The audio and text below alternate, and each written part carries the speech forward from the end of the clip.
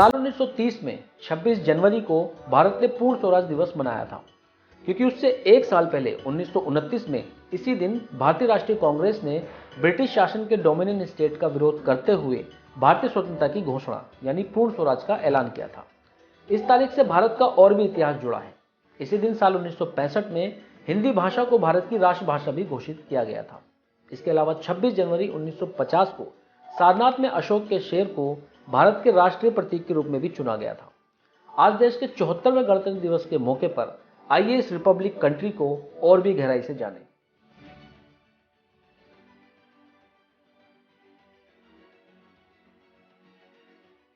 आज देश के 74वें गणतंत्र दिवस के मौके पर आइए इस रिपब्लिक कंट्री को और गहराई से जानें। गणतंत्र दिवस समारोह पहली बार साल 1950 में मनाया गया था।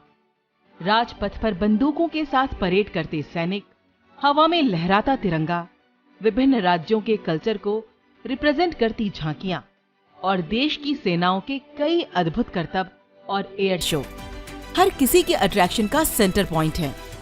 हालांकि 1955 में पहली बार इसे राजपथ पर आयोजित किया गया, जिसमें मुख्य अतिथि पाकिस्तान के गवर्नर जनरल मलिक गुलाम मोहम्मद थे। इससे पहले इस उत्सव की मेजबानी नेशनल स्टेडियम, लाल किला और रामलीला मैदान किया करते थे। शायद आप जानते होंगे कि भारत के तत्कालीन सम्राट जॉर्ज पंचम के सम्मान में राजपथ को कभी किंग्स वे के नाम से जाना जाता था। हालांकि आजादी के बाद सड़क का नाम बदलकर राजपथ कर दिया गया और इसका मतलब भी किंग्स वे होता है। इस दिन 21 तोपों की सलामी दी जाती है, लेकिन ये सिर्फ 21 शॉट हैं। 25 पॉन्डर्स नाम की भारतीय सेना की 7 तोपें होती हैं और इनसे 3 राउंड में फायरिंग की जाती है। इन तोपों को 1941 में बनाया गया था। आधिकारिक तौर पर 26 जनवरी 1950 को भारतीय संविधान लागू हुआ, जिसके बाद भारत एक गणतंत्र देश बन गया। आज का दिन 1930 को घोषित किए गए पूर्ण स्वराज दिवस की वर्षगांठ है। भारत का संविधान पूरी दुनिया में सबसे लंबा लिखित संविधान है। इसके 22 भागों में 448 लेख और 12 अनुसूचियां हैं। डॉक्टर भीमराव रामजी अंबेडकर जी भारतीय संविधान के मुख्य वास्तुकार थे। संविधान को पूरा होने में लगभग 2 साल 11 महीने और 18 दिन लगे। इसकी 2 प्रतियां हस्तलिखित थीं, एक अंग्रेजी में और एक हिंदी में।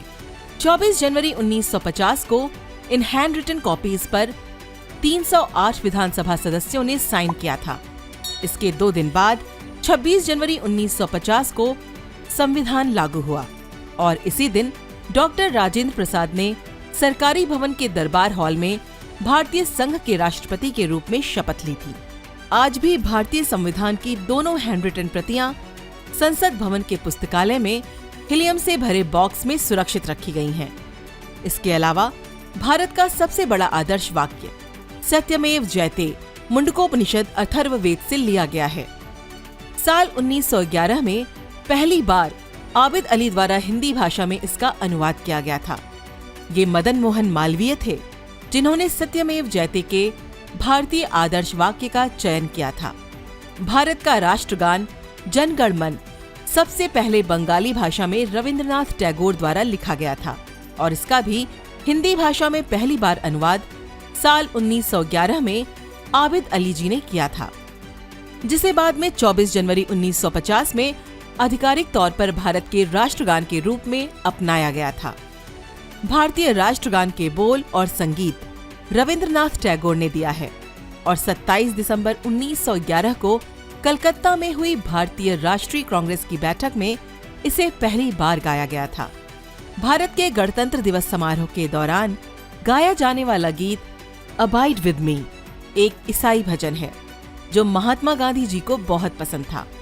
ये गणतंत्र दिवस समारोह के अंत का प्रतीक है और इस बीटिंग रिट्रीट समारोह में 29 जनवरी को विजय चौक पर भारतीय सशस्त्र सेनाएं करतब दिखलाती हैं। शायद इस नियम के बारे में आपको पता हो कि गणतंत्र दिवस पर देश के राष्ट्रपति जनता को संबोधित करेंगे, जबकि स्वतंत्रता दिवस पर देश के प्रधानमंत्री का संबोधन होता है। शहीद स्वतंत्रता सेनानियों और बहादुर सैनिकों को श्रद्धांजलि देने के लिए प्रधानमंत्री द्वारा प्रत्येक राष्ट्रीय अवसर पर अमर जवान ज्योति पर एक माला रखी जाती है। आज फिर शाम को राष्ट्रपति भवन इलेक्ट्रॉनिक लाइटिंग से रोशन हो जाएगा, जो करोड़ों कलर कॉम्बिनेशन बनाती है। सरदार पटेल जी ने कहा था कि हर भारतीय को भूल जाना चाहिए कि वो एक राजपूत, एक सिख या एक जाट है। उसे याद रखना चाहिए कि वो एक भारतीय है। द रेवोल्यूशन देशभक्त हिंदुस्तानी की ओर से आप सभी को गणतंत्र दिवस की बहुत बहुत शुभकामनाएं। याद रखें, एकता ही किसी भी रेवोल्यूशन का आधार बन सकती है।